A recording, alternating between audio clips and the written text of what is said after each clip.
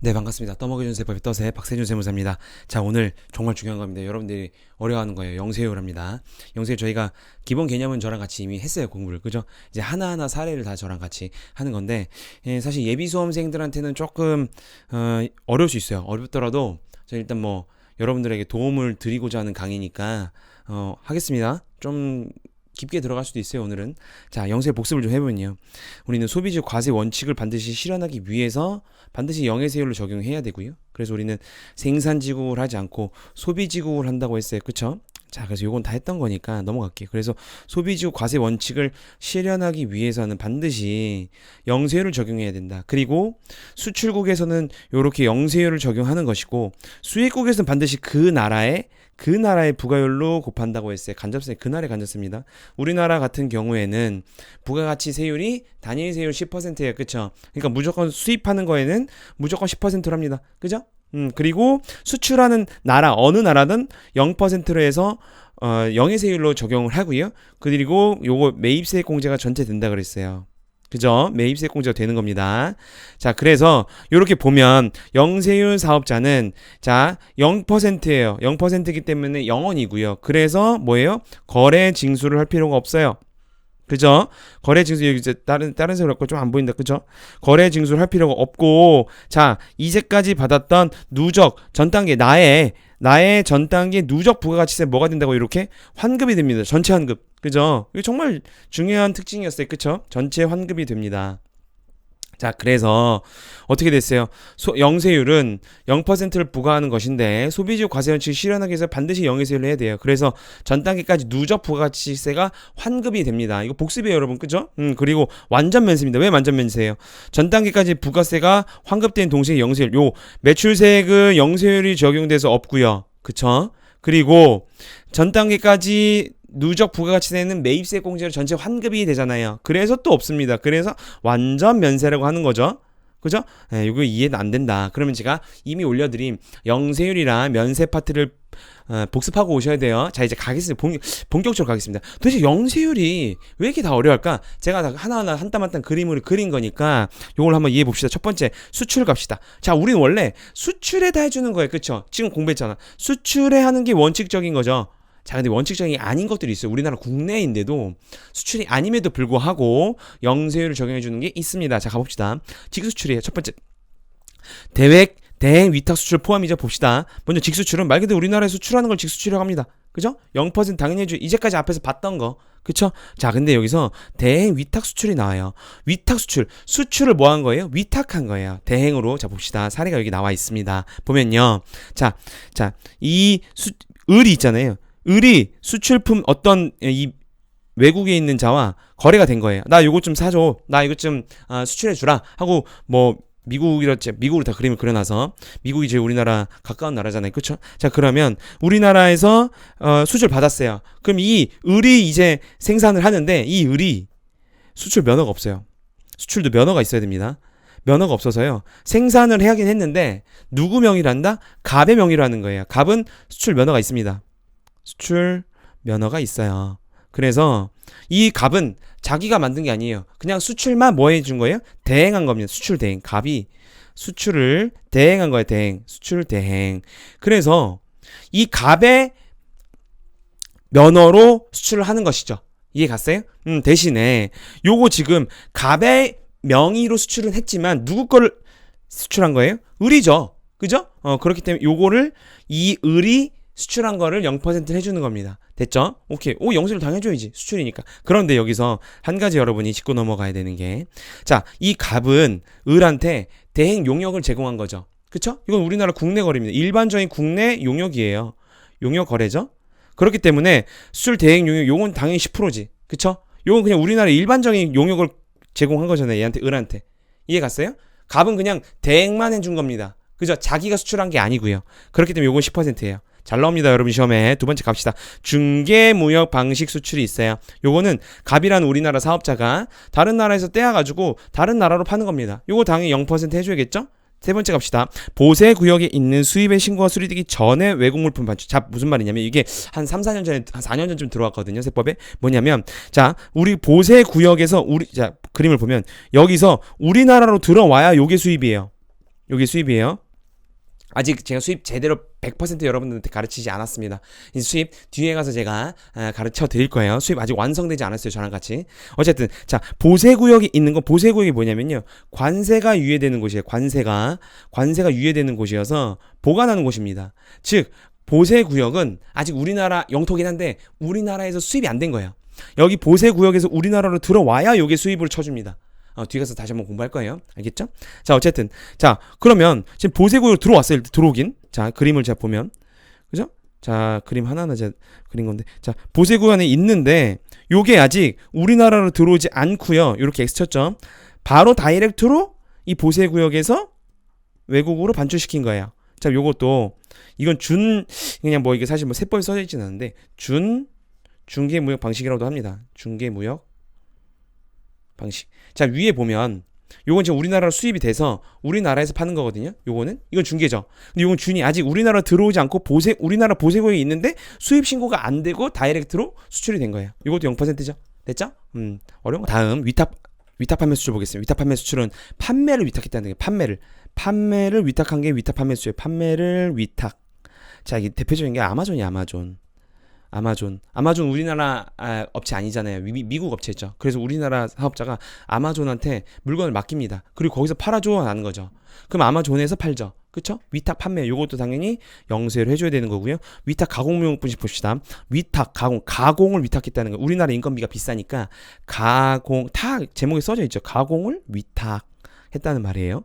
자, 그래서 우리나라 인건비 비싸니까 다른 나라 인건비 싼 데다가 가공만 맡긴 겁니다. 자, 그래 보면요, 가공에 우리나라에서 뭐 예를 들어서 베트남이 있어요. 원자재 반출 가공 계약을 하고 이제 위탁 가공을 위탁한 겁니다. 가공 위탁. 그리고 그 나라에서 다른 나라로 수출한 거, 요것도 영세를 해줘야겠죠. 자, 그런데 여기서 원자재 반출 있잖아요. 요거는 여러분 저랑 같이 공부했습니다. 어디 있었냐면 재화의 공급이 아닌 것에서 사례에 있었어요. 보면 요건 단순 재화 이동이라고 제가 설명드렸어요. 단순 재화 이동이라 이건 재화의 공급이 아닌 것에 있었습니다. 그래서 요거예요. 원자재 반출. 내가 내 사업자한테 그냥 원자재만 반출한 거잖아요. 재화 공급이 아닙니다. 요거는. 됐죠? 자, 다음 기후고요. 외국 인도 수출 봅시다. 외국 인도 수출은 자, 우리나라 사업자가요. 보니까 물건이 일로 들어오진 않아요. 우리나라로 이렇게 물건이 들어오진 않는데 외국인나 사업자가 야, 베트남에 있는 거를 다이렉트로 미국으로 팔면 내가 돈을 벌겠다 하는 거예요. 그래서 외국에서 외국으로 인도시킨 겁니다. 됐어요? 그래서 외국 인도 수출이에요. 그래서 우리나라로 들어오지 않는데 우리나라 사업자가 베트남에서 다이렉트로 다른 나라로 파는 거죠. 됐어요? 외국 인도 수출이에요. 이것도 0% 해줘야지. 그죠? 7번 여러분 질문 많이 하시는데 잘 봅시다. 원료의 반출인데 영세율 적용이네. 자, 그럼 일단 이거는 영세율 적용이니까 과세입니다. 맞아요? 과세라는 것은 재화의 공급이라는 거예요. 또는 용역의 공급이라는 겁니다. 맞아요? 그러니까 과세가 되는 것이죠. 그래서 대신에 영세율을 적용하는 건데, 자, 앞에서 봤던 것처럼 요거 지금 앞에서 보면 제가 요거 있잖아요. 요거는 재화의 공급이 아닌 거라고 하죠. 단순 재화 이동이라고 그랬잖아요. 요게 어디냐면 요 그림에서 요거예요. 요것도 단순 재화 이동입니다. 아직 설명드리기 전에 단순 재화 이동. 그래서 이거는 재화의 공급이 아니에요. 재화의 공급이 아니라는 건 과세가 안 하는 과세 대상 자체가 아닌 거예요. 영세율이든 10%는 과세 대상 제외가 아닌 거죠. 재화의 공급이 아닌 거예요. 자, 이게 항상 여러분 질문 많이 해서 그래요. 자, 근데 요거 보면 여기서 지금 원료의 반출 영세율 적용은 요거예요. 요거 됐어요? 자, 요거 있죠. 제가 지금 다시 빨간색으로 밑줄 친 거, 요거는 재화의 이동으로 봐서 재화의 공급이 아니에요. 재화의 공급이 아니면 10%도 아니고요, 0%도 아니라는 얘기예요. 제가 지금 여기서 7번에서 쓴 원료의 반출 영세율 적용된다는 건 요겁니다. 요거 됐어요? 일단 먼저 주소를 파악하고 봅시다. 보면 자, 상황이 어떻게 되냐면 외국에 있는 사람이 우리나라 A 수출업자한테 주문을 합니다. 자, 그런데 우리나라 인건비가 비싸서 마찬가지로 뭐 베트남에 싼 데서 가공을 맡겨요. 자, 그럼 이거 바로 앞에서 지금 봤지만 요거죠? 요건 5번입니다. 5번 거래죠. 요거 5번 거래가 똑같은 거예요. 앞에 있는 5번 반가로 5번 이랑 똑같기 때문에 반가로 5번에서 요거죠. 요거예요. 그렇기 때문에 요거는 아까 말했듯이 뜻이 재화 이동이 아니에요. 그런데 여기서 A가 얘가 주문을 한 게 뭐 예를 들어서 만들기 어려운 거야. 그래서 우리나라 B 사업자한테 야, 너 내가 뭐 예를 들어서 모니터를 만드는데 너는 그 패널 좀 만들어줘라. 뭐 이런 거죠. 그럼 얘가 패널을 만들어요. 그래서 만들어서 A가 모니터를 다 팔긴 하는데 모니터 전체를 파는데 모니터의 부품을 이 우리나라 B 사업자가 위탁 가공업체한테 줘야 돼. 그 제품을. 그래야 완성을 시켜서 얘한테 수출을 하는 거예요. 됐어요? 상황이? 자, 그러면 이 B 사업자는 사실은 보면 여러분 이거 비교해 잘해야 돼요. 보면 이 B 사업자는 얘한테 제공은 하죠. 원료의 반출입니다. 이것도. 요게 원료의 반출인데 사실 요거는 수출업자 A한테 준 거랑 똑같은 거예요. 왜요? 이 위탁 가공업자는 A가 위탁 가공을 맡긴 업체죠. 그래서 이거 원료 반출인데 사실은 이 B는 얘한테 제공을 하긴 했지만 얘한테 제공한 걸로 볼 수 있어요? 그쵸? 맞아요? 왜냐면 A한테 제공하는 거죠. 왜? A가 이걸 못 만들어. 패널을 못 만들어서 야 이거 좀 만들어줘 라는 거죠. 대신에 내가 나한테 주지 말고 내가 위탁 가공한 사람한테 넘겨라는 겁니다. 그게 이 원료의 반출인데 요건 0%죠. 어렵죠. 이거 그리고 질문 엄청 많이 해요, 여러분. 이거 제대로 가르치는 선생님 몇 명이나 될지 모르겠어. 저도 공부할 때 이거 어려웠거든요. 그래서 요거에 영세율이 된다는 거예요. 이해 갔어요? 그래서 요거 있죠. 요거. 내가 맡긴 위탁 가공업체한테 요거는 뭐라고요? 단순 재화 이동이어서 다시 한번 씁니다. 재화 이동이어서 재화의 공급이 아니에요. 됐어요? 자, 다음 내국신용자 구매 확인서 등의 공급 보면 내국신용장이 뭐냐면요. 자, 예를 들어서 미국이 우리나라 자동차 회사한테 주문을 맡겼어요. 야, 나 만대 차 좀 하자. 근데 이 갑이 이 미국에 있는 사업자한테 믿을 수가 없는 거야. 그래서 이 미국에 있는 사업자 은행이 보증을 서주는 겁니다. 보증. 그게 마스터 일시라고 해요. 레터 오브 크레딧이라고 하거든요. 그래서 보증을 서 야, 나를 믿고 너 만들어. 됐어요? 이게 레터 오브 크레딧이에요. 마스터. 그런데 이 갑이 됐어요. 이제 주문을 이제 생산을 해요.